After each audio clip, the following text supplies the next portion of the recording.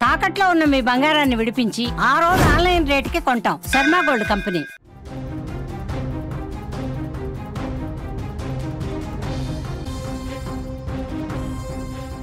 ప్రేమ ఎంతటి పనైనా చేయిస్తుంది. ప్రేమ కోసం ప్రాణత్యాగం చేసేవారు కొందరైతే, అదే ప్రేమ విఫలమైతే పగతో రగిలిపోయేవారు మరికొందరు. సరిగ్గా ఇలాంటి ఘటనే గుజరాత్లో వెలుగు చూసింది. గుజరాత్కు చెందినటువంటి రెనీ జోలిల్దా అనే 30 ఏళ్ల మహిళ, ఒక యువతి BE ఎలక్ట్రానిక్స్లో గ్రాడ్యుయేషన్ పూర్తి చేసింది. ప్రస్తుతం ఆమె ఒక ప్రభుత్వేతర సంస్థలో ఉద్యోగం కూడా చేస్తుంది. సాఫ్ట్వేర్ ఇంజనీర్గా పనిచేస్తున్నటువంటి ఒక యువకుడిని ఆమె ప్రేమించింది. కానీ ఆ యువకుడు ఆమె ప్రేమను నిరాకరించాడట. దీంతో ఆమె తీవ్రమైనటువంటి మానసిక ఒత్తిడికి గురై ఏం పని చేసిందో తెలుసా? బాంబుల కాల్స్ చేస్తూ, ఈ ఇంట్లో సెలబ్రిటీలు లేకపోతే పెద్ద పెద్ద ప్లేస్లలో బాంబు బెదిరింపు కాల్స్ చేస్తూ మొత్తం అల్లకల్లోలం చేసింది. అప్పుడు ఈ మానసిక బాధతో ఆమెలో ప్రియుడి పైన కసి పెరిగింది. ఎలాగైనా అతన్ని ఇబ్బంది పెట్టాలని నిర్ణయించుకుంది. వెంటనే ఆ ప్రియుడి పేరు మీద ఇంటర్నెట్లో పలు ఫేక్ అకౌంట్లను కూడా సృష్టించింది ఆమె. ఆ అకౌంట్ల నుంచే ఆమె పలు పాఠశాలలు, కళాశాలలకు బాంబులు పెట్టామని బెదిరింపు మెసేజ్లు కూడా పంపింది.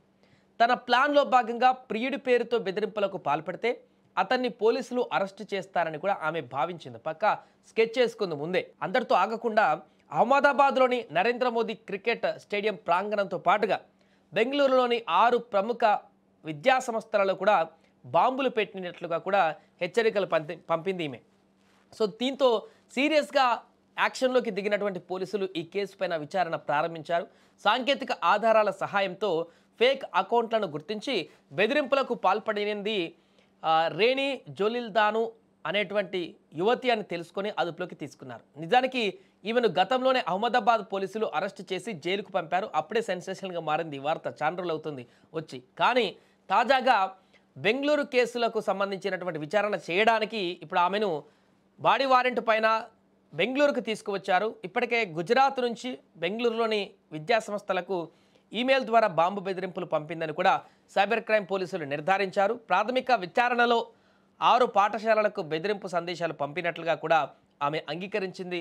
మరి ప్రియుడిపైన కోపాన్ని ప్రజలపై చూపించినందుకు రేణి జోలిల్దాకు ఎలాంటి శిక్ష పడుతుందో వేచి చూడాలి. ప్రస్తుతానికి బెంగళూరుకు కూడా తీసుకువచ్చి అక్కడ కూడా విచారణ కొనసాగిస్తున్నటువంటి సందర్భంలో అయితే తాజాగా మరొకసారి ఈ అంశం చర్చలోకి వచ్చింది. మరలా ఈమెను విచారణకు తీసుకువెళ్ళిన తర్వాత కొత్త అంశాలు ఏమైనా వెలుగులోకి వస్తాయా, ఇంకా ఆమె చేసినటువంటి బాంబు బెదిరింపు కాల్స్ కానీ ఇంకా ఇతరత్ర వ్యూహాలు కూడా ఏమన్నా పన్నిందా తన ప్రియుణ్ణి ఇరికించడం కోసం అనేటువంటి అంశానికి సంబంధించిన ఈ విచారణలో ఏమైనా కొత్త విషయాలు వెలుగులోకి వస్తాయనేది చూడాలి.